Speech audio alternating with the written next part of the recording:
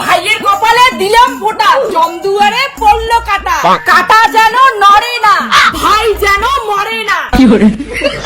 দাদা দিদি, মোর কাটাটা ভালো করে কাটবো, এটা মোর জীবনের ব্যাপার। আরে ভাই চিন্তা করিস না, এইবার এই কাটা এমন গাড়ান গাড়িম না তুই একবারে জমের দুয়ার। না না না, মুই মোর জীবনের রিস্ক দিন না, তুই এই হাতুর দিয়ে কাটা গাড়ে। হাতুর দিয়ে কাটা গাড়িম কেন? তুই কি তোর দিদিক বিশ্বাস করিস না? দিদি, আগের বার তোর হাতের ভাইফোঁটা দিয়ে তো মোর দাদা মায়ের বকে চলে গেছে। ঠিক আছে ভাই, এই হাতুরটা দিয়ে তোমার ভাই ফোটার কাটাটা গাড়িম। 1 2 3।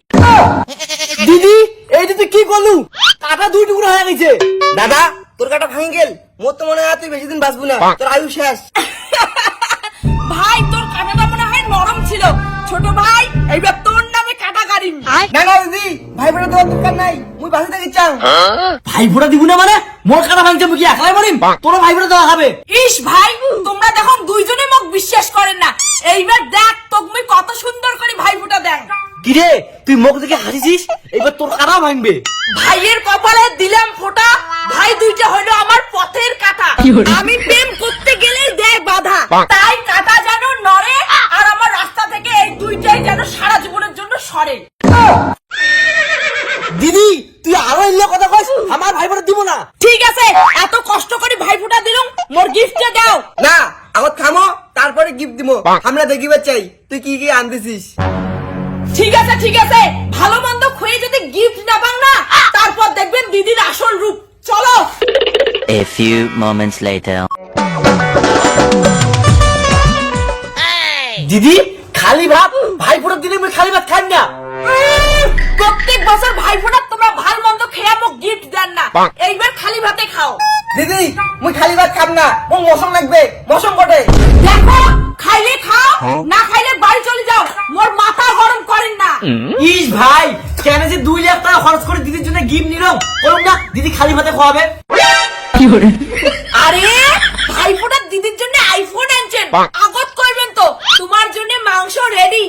না দি, ভাত খাওয়ার কোনো ইচ্ছে নাই, আমরা গিফটগুলো নিয়ে বাড়ি যাই নে। ইস, মোর সোনার টুকরো ভাই দুইটা, দিদির উপর কাউ রাগ হয় ভাই ফোঁটার দিন? নাও মাংস খাও। তা খাকে মুরগা পিকে বিয়ারে বলাল দিদি, তুই যে ওদের খাসি মশম, এলে তো পড়ি মশম, আর তারপরে বাসিয়া। বাস 2 দিন আগতে মশম গুলো আনতে থুসুম, কিসের না বলে আরো বাসিয়া মশম। ঠিক আছে দিদি, আমরা তাহলে এলা বাড়ি যাই। ভাই জান না, তোমরা মোর গিফট গুলো দেওয়ার ভুলে গেছেন। ও, গিফটের কথা আরো ভুলিস নাই, নিয়ে যা। ইস, তোমরা যে কি ভাবেন না, ভাই ফোঁটা দিয়ে কি গিফটের কথা ভুলে যায়? আর এমনি কি তোমার গান্ডে পিন্ডে গিলালুম? দিদি, তুই করলে যাতে গিফটের কথা, আর এমনি তো ভাইফোঁটা দেওয়ার সময় তোমার কাটা ভাঙছিস, তার উপর দিয়ে বাসি মশম, আরো গিফট নাগে। ধর, তোমার অত কথা মুই না শুনো, ভাই ফোঁটার গিফট মুই পায়া গেছো, এলা তোমরা যাও। আরে তুই আমার একমাত্র ভালো দিদি, এর জন্য সব গিফট বাড়ি যা খুলে দেখিস, আমার গেলুম। বাড়ির কেন, মুই রাস্তাতে খুলি দেখিম। আইফোন ভাই, আইফোন কেন নাই? খালি ডাব্বা দিয়ে তোমরা মুখ পালাইছেন।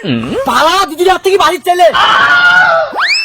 মোরে উপর তোমার বাটপারি, পরের বছর আইসেন ভাই ফোঁটা দিবে আর